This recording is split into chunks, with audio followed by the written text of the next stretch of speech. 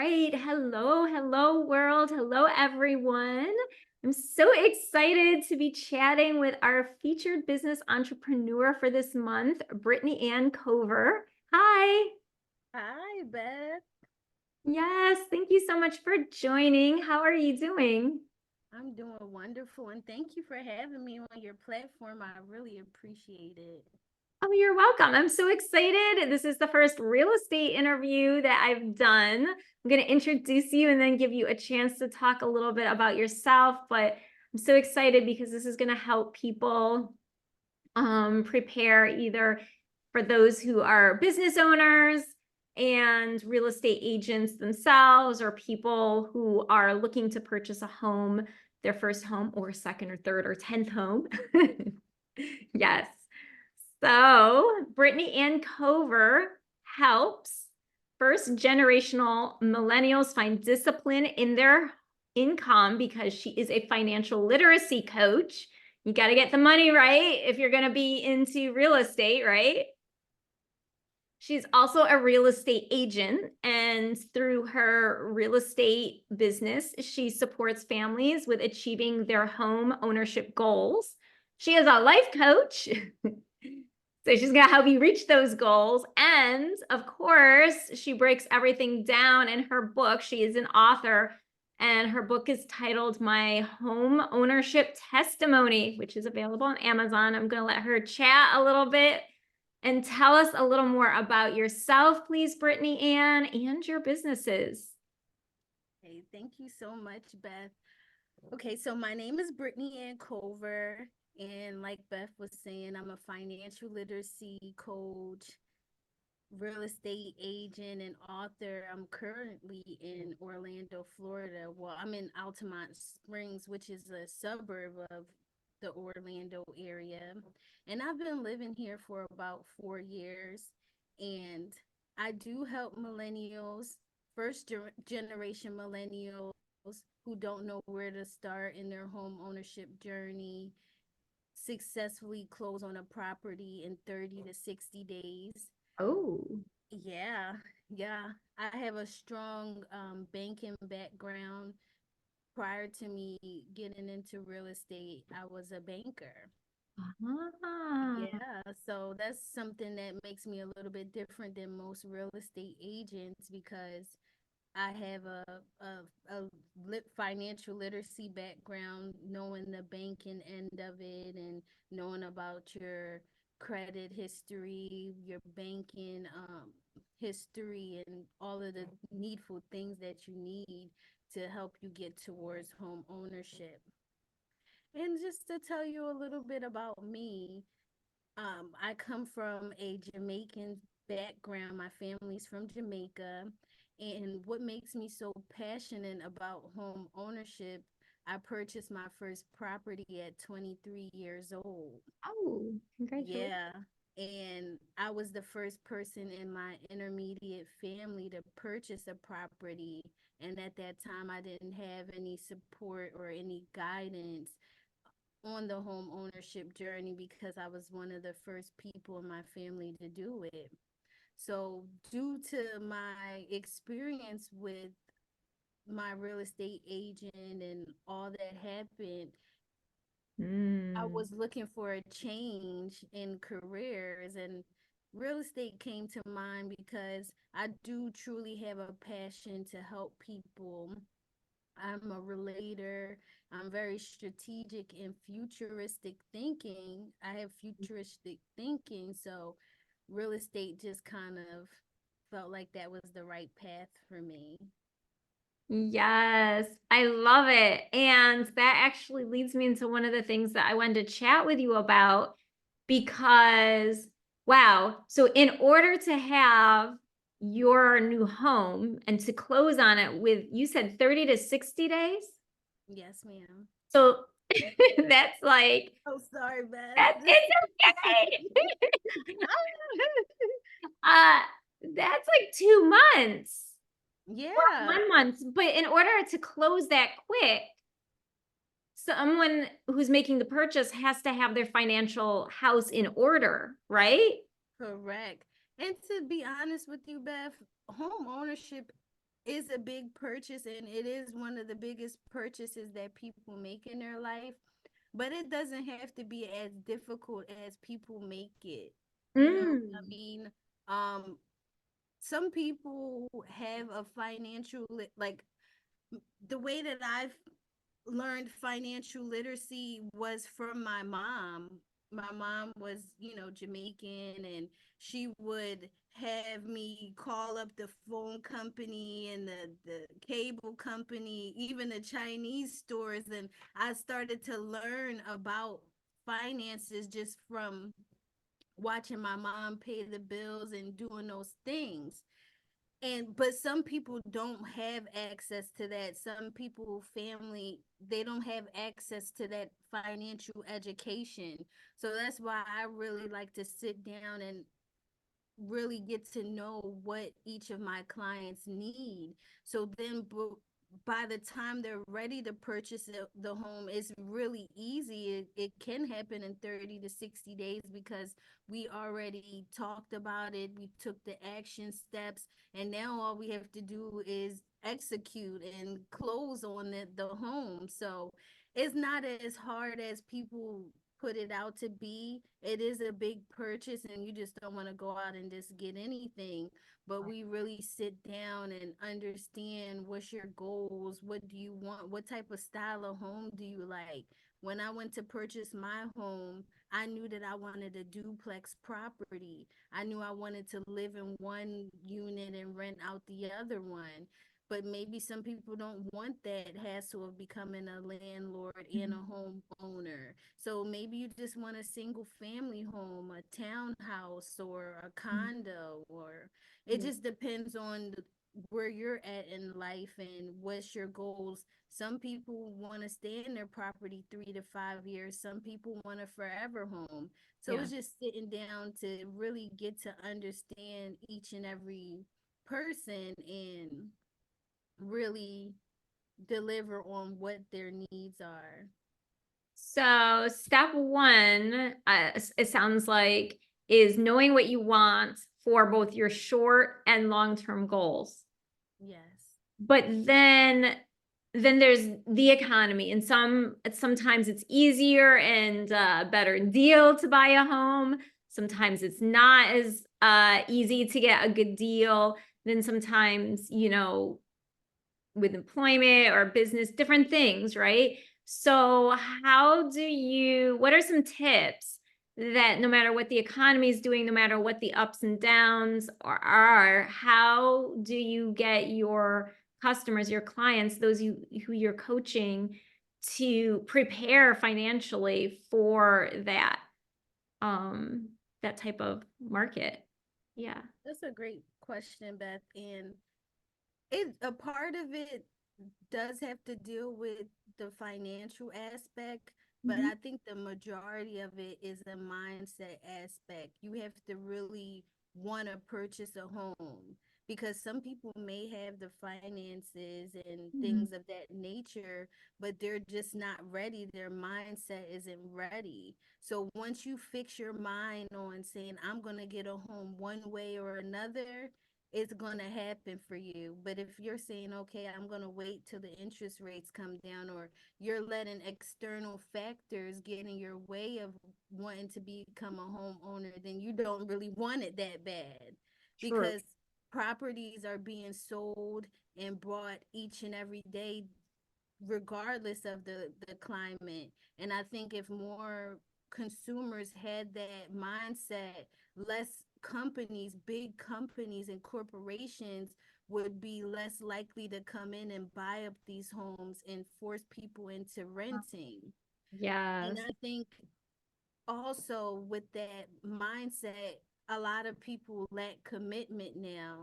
So everybody just wants to live from day to day. So when you do own a home, you can't just pick up and go as freely as you would like. You can't just break a lease or wait to that lease and then go try somewhere new. So you have to have a mindset first, because is plenty of down payment assistant programs that give you free money from the government to help towards your closing costs. It's so many different aspects for you to get a down payment if financial issues are your worries. Even with interest rates at a all-time high, which is not really an all-time high because these past 10 years, I think consumers have been spoiled by the low interest rates, which is not really the norm for mortgage rates. True. So people who are like millennials and Gen Zs, they think that the lower 2% to 5% or 6% are what the average mortgage rates are, but mortgage rates had been as high as 18% back in the days of our parents and Yeah. grandparents. So, like I said, it's just a mindset thing that people have to know that they really want to purchase a home. And if they put it in their mind, something's going to come up, a deal's going to come up, a house is going to come up. And you just got to make sure that it's a safe environment for, where you want to lay your head, and little cosmetic things like paint and things of that nature you can always change, inside the home, but obviously the environment you can't change. So I'm not telling someone to go live in a neighborhood that isn't so good, but it's just a mindset thing is what I'm getting at. Yeah, that's true. That's like actually, wow, commitment. That's like a big word, and that goes across so many things, not just home ownership, but that goes with relationships, family, it Yes, goes with your business. Like if yes. you're going to start a business, am I committed to like making it work? There's so many things that we have to have That that could be a mindset whole that could be a for. whole conversation within itself. And even with commitment, to be honest with you, I'll just put this little thing out there. A lot of people are not getting married as quickly as they used to back in our grandparents or parents' days. And sometimes that is stopping a lot of people being eligible for home ownership, because now is a lot of single people looking to qualify for homes, which in this economy now, the pay rate for a single person probably isn't going to get them their dream home that they desire. And it is a lot of things that go into home ownership. It's not a walk in the park, to be honest with you.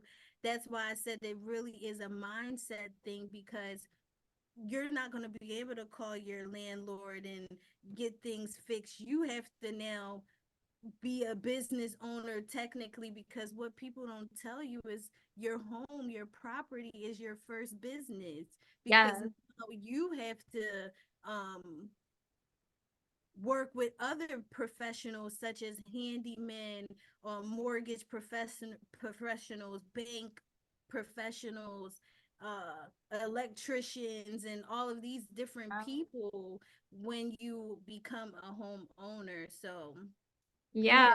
you have to have that mindset. Yes, even getting a contract if you want someone to help you out with your lawn, Yeah, like all of that, like looking at the bottom line. So I'm guessing the financial literacy part of you helps them with the budgeting and figure out, okay, these are the costs you can expect. This is what it's going to cost if you need a new boiler, and how are you going to prepare in advance for when, yeah. So when you have a plan, so you're planning in advance, it sounds like. exactly. And you just have to work that out. Like, okay, what does your credit look like? What does your savings look like? What's going to happen if an emergency arises? Like, those are some things that you have to think about when it comes to becoming a homeowner. So it's just preparing your mindset, preparing your financial abilities, and get into looking and searching and seeing what area fits your personality, your goals, and all of those things. So closing on the home is one part, but the main portion is the mindset part that we have to, that takes a little bit longer. Get your mind prepared, get it prepared. Yes. So back in 2020, New Yorkers, I live in Brooklyn, right? And there were a lot of people that just were like, peace out. I want some space. So there were people who were even buying houses upstate New York, sight unseen and everything. But you're in Florida, which is a popular place for New Yorkers to move to, one of many. But if someone's going to make a long distance move, say they're going to relocate, how would you advise them going from, say, like New York to Florida? Like even preparing to get movers, and like, are there any budget friendly like moving tips that you have, especially for a long distance, like with moving vans or whatever it is, or even finding the right real estate agent? Like, how do you even vet a real estate agent? All very good questions. And I can just speak from my experience. I am Mhm. also from New York, but I was born there, but I was raised in Philadelphia. And I can give you two tokens of this because when I moved from Philadelphia to Florida, I was already a homeowner and I wasn't sure if I wanted to make the big move. And a friend of mine told me, hey, like, Airbnb is really popular right now. And I Mhm. had my place decorated pretty nicely and it was very homey. So she, told me, just put your property on Airbnb. And I was like, okay, as soon as it gets booked, then I'm out of here, Yeah. So that way I was able to try out Florida and still get income. And then that way I didn't have to, I traveled pretty lightly. I just brought my clothes and I left my furniture and things of that nature. So that is just one way you can maybe start Mhm. short-term renting your space out if you have the ability to do so. Yeah.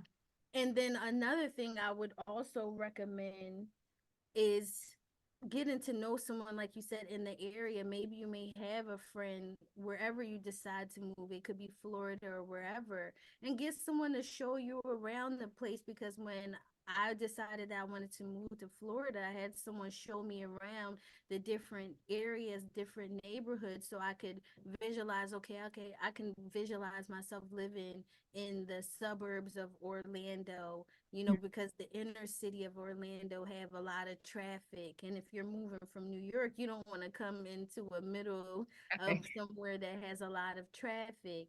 So you just get to see the place. Okay, I got to see Disney. I got to see different beach areas and all over the place. So I had like a little tour guide. So if you can find an agent or maybe have a friend in the area show you around the place that you're looking to move, so then if you're looking to buy or rent, you know exactly where to target and how to minimize the areas that you're looking for. Yeah. And then as far as like moving costs, to me personally, I feel like furniture can be replaced. You can always sell those things. Like it's plenty of places offer up and Facebook Marketplace where you can get cash for your furniture if you're not super attached to them. And then you can always rebuy new furniture for your new place. But it is movers that move you cross country or shipping. You can get it shipped, and but of course, these things come with a cost. So the financial literacy part of me is saying, okay, just sell these things. And then when you get to your destination, you can always buy things.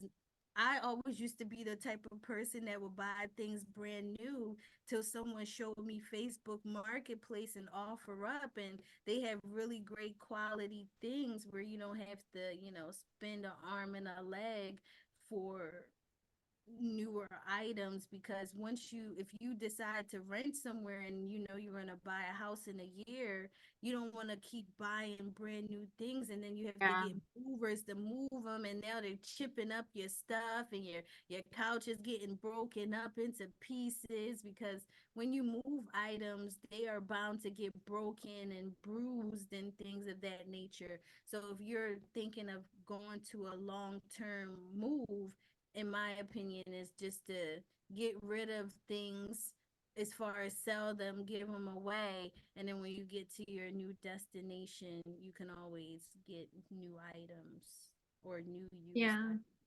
Yeah, that's like a really great tip too. If you are looking to purchase a property for like a rental, like an Airbnb rental, why buy it new anyway when you're going to have hundreds Wear of and people tear. coming in and out, not, Mhm. to be honest, they're not going to treat it like their own. So, yeah, getting things from Facebook Marketplace, or the other one was what? Offer up. Offer Up. Yeah. Yeah, it's like an app that you can you know, it's so many different places now, so many different apps, so many different technology that you can find. Craigslist, well, I don't recommend Craigslist because a lot of scams go on there, but you know, if you vet them properly, you can look into that as well. Mhm. Yeah, those are really great tips. And I think that like what you're talking about, scouting things out, at one point, this was years ago, but at one point I thought I wanted to move to the Charlotte area, but I had a friend who was there. So I went and I visited her on a vacation. I looked around, I was like, okay, this is not going to work for me. This is where I'm not moving. So Exactly. yeah, going and just visiting a friend on your vacation, making a good time out of it, but still kind of doing business a little bit as well. You know, Exactly. gives you Exactly. a feel. Yeah. So now let's flip it a little bit and to the other side, the business side, for people who are real estate agents, like they're just getting into it, they've only been in it a couple months, or they're like studying right now, getting their license. What are some challenges they can expect to maybe come up as a real estate agent, and some tips you have for them? Yeah. Okay, Beth. Thank Yes. you. Sheesh. I can only, you know, I love to teach and give examples, and you know, the best example is just to give you a piece of my life. And when I moved to Florida and I passed my Florida real estate license exam, I didn't know anyone. So this was like super brand new to me. And back in when I went to college, and they told me that if you are on social media, your employers will be able to look you up. And Yeah. I just was like, you know what? Let me get off of everything. So I deactivated my Instagram, my Twitter, and the only website I had at the time, social media website, was Facebook. And you would have to give me a friend request to see my page. And so I was off of social media for about 10 years, because back when I was on Instagram and Twitter, I just I told myself, and I don't even know how I had this mindset back then, but I said, I'm not getting back on social media unless I have something to sell or something I have to offer, because I don't want to just be posting pictures up just looking cute. Like, what is that going to do for me, you know? And it's not, I don't want my employers seeing me look cute, you know. I don't have anything to offer. So when I decided that I was going to do real estate in Florida, the only outlet I had was to get on social media. So I started to build up a Instagram page. I got TikTok. I got my Twitter back, and I started to get back onto social media because now I had purpose. Now I had a Mhm. message to give out to the people. I had to tell these people I'm in real estate, and, you know, buy a house with me, sell your house with me. So I had to get back on social media and put myself out there. And then I I don't want to get all over the place, but let me just give you a little piece of it. I Yeah. encountered my first life coach because I didn't know what life coaching was all about. This was new to me. This was back in 2020. This was new to me. I didn't know about life coaching. I was just only on Facebook. And I didn't none of my friends on Facebook was none of them were life coaches. So I encountered a faith-based life coach through Instagram. And I was going through personal things in my life and through faith and all of the things that every time I would just get on, her messages would just resonate with me. And I ended up getting certified as a life coach through her. Oh, So cool. I started to be able to put out inspirational messages along with me, putting myself out there as a real estate agent. Then I started to get to know other life coaches. Then I had another life coach, a business life coach. They were like, you know what? You can't just put yourself out there on the internet. You got to get out in front of people. So then they told me, get on Eventbrite, get on Meetup, and go and meet other people in person. And I'm like, oh my gosh, how am I going to do this? I don't know anybody. I have to go to these events by myself. But they coached me and encouraged me. And I went to my first event, and it was a woman's event, and I met some women, and I was like, okay, this is not so bad. And I started to go out and meet people in person, and get myself out there. And I even started to do my own events. And then that's when I did my book, my home ownership testimony. And I just started to put myself out there. So if you're going to go into real estate, this is not a business where you people don't just randomly find you. There's so many different real Yeah. estate agents out there. So you have to differentiate yourself. You have to put yourself out there on the internet. You have to go out and network with people. You have to support others. You have to do events. It's just, you just have to keep going and going and going until you close a deal, and then you start to get referrals, and you have to follow up with your people that you Yes. closed with. So these are all the things, and it's not easy. Social media, people only post what they want you to see, but in real life, business doesn't really come off the internet like people make it seem. Like, Right. you have to really build a relationship with someone. You have to learn to really, don't go into it thinking what you can get out of it. You got to be able to teach people, give value, and just give freely, and then all of these things will come back to you one way or another. So Yeah. that's just a little rant for newer real estate agents. And get around other agents that are doing better than you. Get around agents that are Mm. doing similar to you, but just get around people. The best way is to actually get in and just get your hands dirty. Yeah. You just have to get in there. Yeah. And don't be afraid to be with someone that's doing the same thing as you, because they won't bring the same value. They won't have the same sauce as you. It's different No. recipes that go into the pot. Yes. So yeah, just put yourself out there. Yes. I love that because a lot of times people think that it's just like, I think somehow a lot of people think it's just like, oh, social media is going to get it for me. But we really have to literally leverage all different avenues, from cold calls to like going to the meetups to, of course, using the social media and then telling the story and everything. But you said something about your own secret sauce, which I Yeah. love.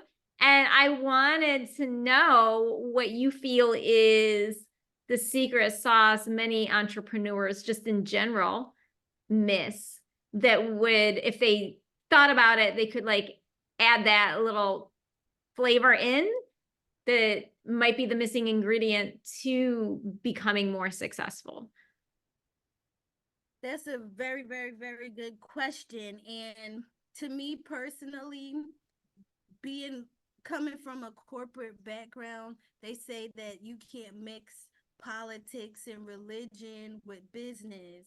Hmm. And what I found out, my secret sauce is my faith, and that was one of the biggest things for me as an entrepreneur, is being unapologetically, like, I can just be myself and express my faith, and people who believe in the same thing I believe in, we can come to an agreement with what we believe in. I believe in Jesus, and I will be able to pray with my people and talk about the Bible with my people, and we can encourage each other through our faith. But that's something that you can't really do in corporate America. Yeah. And I strongly believe that prayer moves mountains, and if you pray about it and if it's for you, God will give it to you. So that's my secret sauce for sure, is believing in Jesus and putting things in his hands. And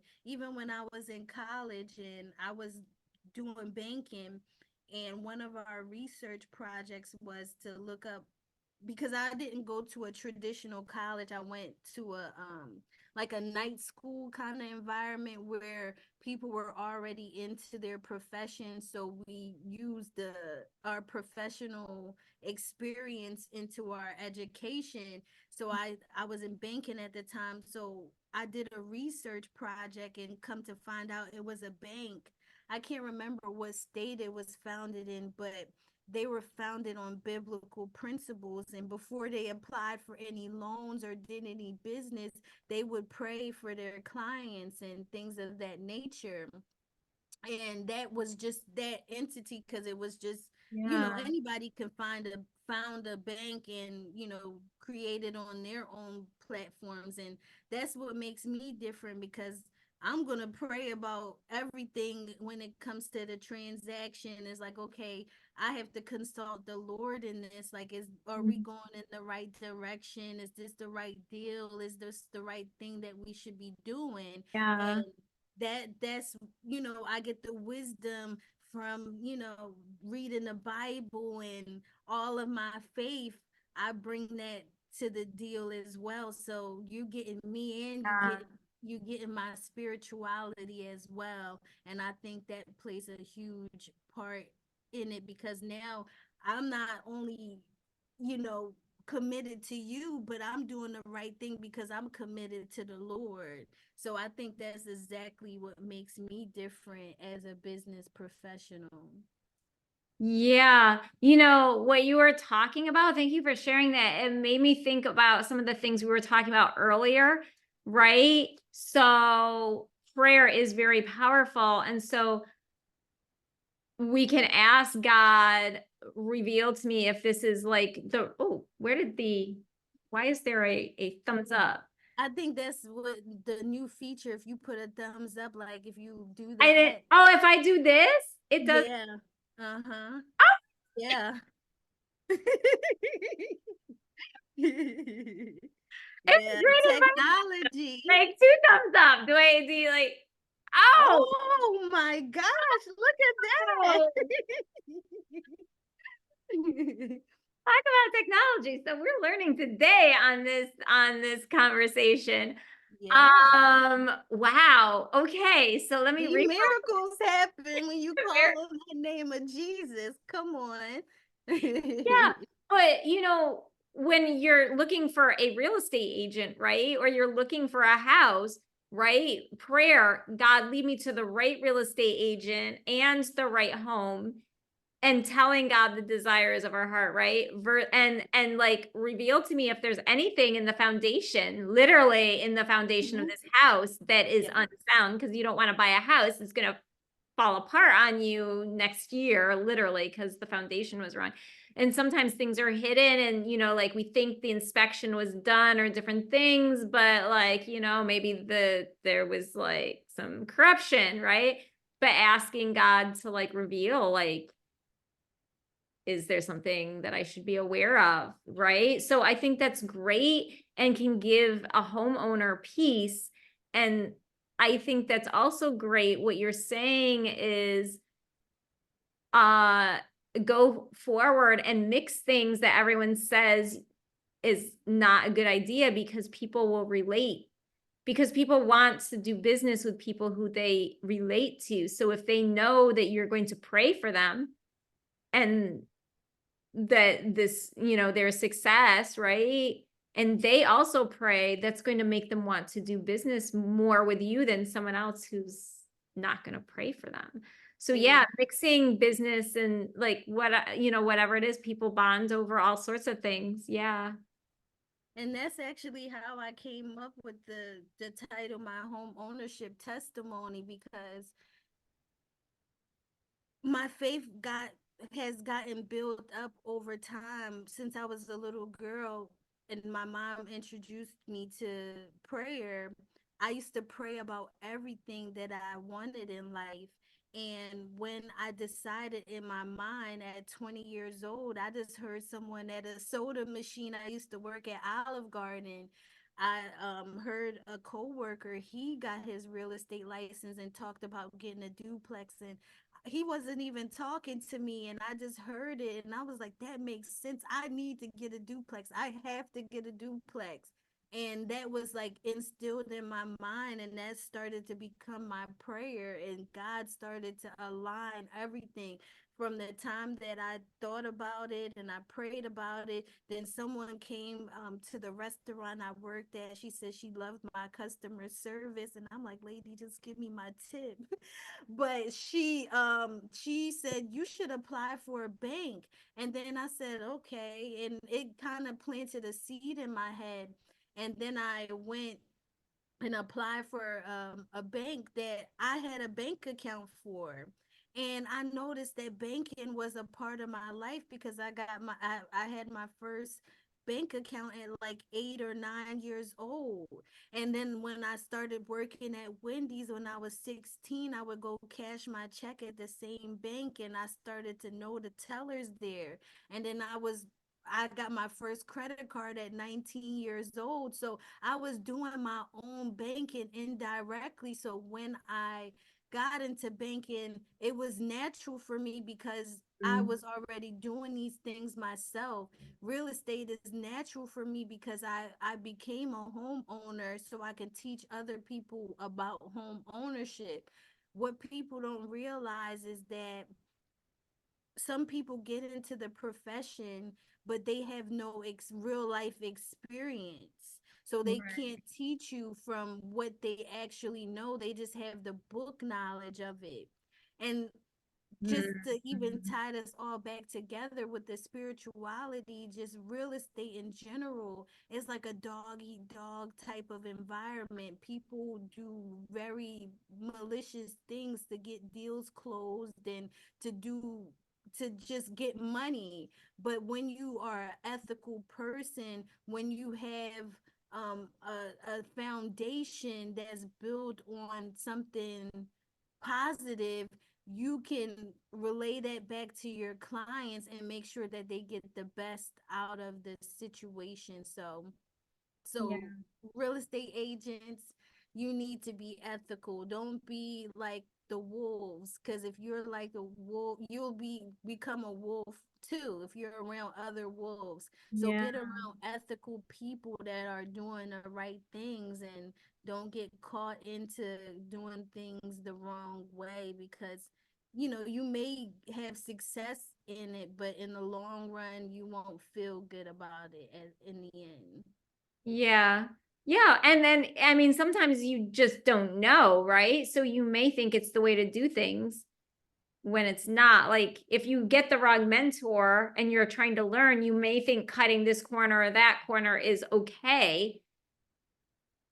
I mean, it doesn't make it right, that you're cutting corners, but like it's so important who we learn from and who we surround ourselves with for so Yes. many reasons. Yeah. Uh-huh. We want to learn how to do it the right way, See? whatever our business is. Yes. So what does the next oh, I want to talk about, before we talk about the next level of success, I do want to talk about self-care. Okay. Yeah. Okay. I ask this to everyone. How do you have any systems in place or anything? How do you make sure you get your rest as an entrepreneur, your self-care? Because this could be quite time consuming. I'll answer both of them in one shot deal. Oh, So with the resting, I love to go to the spa. I like to get my nails done, a facial. And sometimes I just like to sit down, relax, chill in the house, or go to church, or it just depends on my mood. Listen to music, take a walk. I love to exercise. I love food. And I just like being out and about. That's sometimes my self care, just being around good people. But sometimes I just want to be in the house. So it just depends. It just depends. But for the most part, I do like to go to the spa. And to segue into the second question, to go to your next level, is just support people in your community. And the spa I go to is actually in my community. I can literally walk to it from my house. And I've been a part of this spa membership that I get. You pay X amount of money and then you get a service each month. And I start to know the people at the spa. They, when I walk in, they know me. And so you just have to go to your next level. You really have to build those relationships. You got to be involved in your community, do community service, serve the people. You can't expect to go to your next level without giving back. You can't just keep just being a taker, because in this world there's a lot of takers and a lot of people don't give. And if they do give, they have an intent behind it. But really give from the bottom of your heart and serve people, whether it's an encouraging word, a smile, or just support a small business, and shout them out on your social media platforms, and just do the right thing. yeah. I love what you shared though about doing business in our communities, because there are some communities where the money circulates and passes hands like 6 or 7 times, and those communities are doing better than other people. They get their check and then they're off on like Fifth Avenue at the luxury store, putting their money way outside of their community. And there's nothing wrong with a luxury good. I'm not Oh, trying I to love say me. I that. I do love love some Fifth luxury. Avenue. But you know what I'm saying? Like, really build up. If you want your community to do well, if you want to be in your community and you have a home, like, why wouldn't you want the place where your home is to flourish so that your home still stays well? Right. And then the property value goes up, because now you're investing into other people. So now they can, invest into their home, their businesses, and it just makes everything go around. But if you just keep your money in your pocket, no one else gets to go up with you. That saying is lonely at the top. If you don't share, you're going to be lonely at the top because you didn't divvy out your money accordingly. So, don't be lonely at the top. Give to your community, and they'll definitely make sure that you're okay, and they'll give back to you in some other way. Maybe you come out and someone did your lawn for free, or Yeah. just little things that you little acts of services. It goes a long way.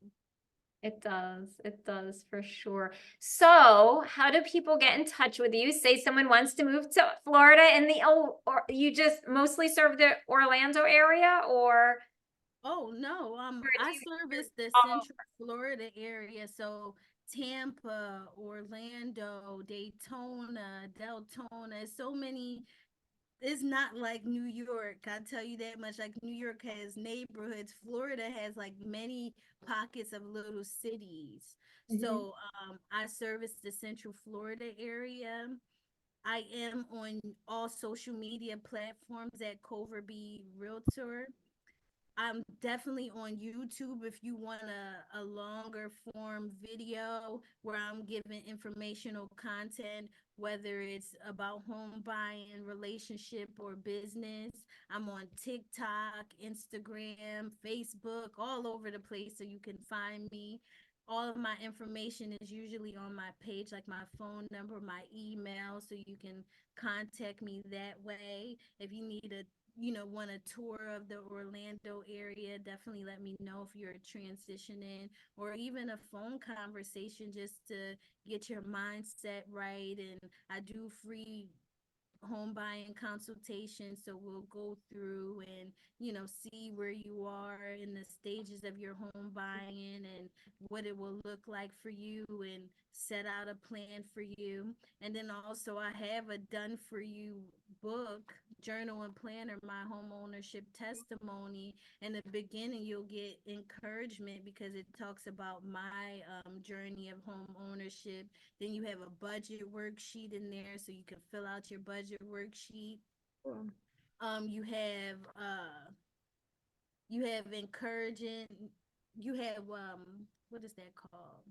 Accountability, so you Ah, can hold yourself accountable. You have all the things that you would need to buy for your new home, like things you would look for in the neighborhood, all the documentations that you need to get qualified for a home. It's just jam packed, challenging, a yes. note section. So all of our conversations, you could write that in at the end and keep Cool. it as a keepsake. You can give it to someone, like maybe your children, so then they have an idea of what home ownership will look like. So it's just, I have a one shop stop thing going Yes, on. I love it. Everything from you. I mean, that's really actually a brilliant business plan. Like you can get your book and so you can get started, which is on Amazon, right? Yes. I'm gonna put the links to this, of course, because I'll be sending it out to, everyone. And so, what's your YouTube channel? What's it called? Cove B Realtor. Okay. Mm-hmm. So similar to like what your Instagram it's the same as your Instagram and Yeah, everything. all over, just the same thing. I have a website, coverbrealtor.com, so you can also go to my website as well. Cool. You can fill out that information on there and I can reach out to you. There's so many different ways to get in contact with me. Slide in my DM, like Beth did, and tell me about what you have going on. I would love to support you in any way that I can. And I'm just Wonderful. so happy that I was able to chat with you. I Yes, watch your YouTube stories and everything, thank your you. YouTube videos, and I'm inspired by those things. So Thank you. thank you so much for having me on your platform Oh, today. you're welcome. This was such a fun conversation. I feel like it helped people in all sides, from like the business side of it, but also from the, everyday person looking for a home side of it. So, yeah, this was a really great conversation. Thank Before we you. wrap, do you have any last words or anything you'd like to share? No, I'm just so grateful, and I can't wait to reach out and to anyone who reached out to me. Yes. All right. So I thank you so much for your time. I'm excited to share this with people as well for you. So thank you. Thank you. Have a good one. Yes.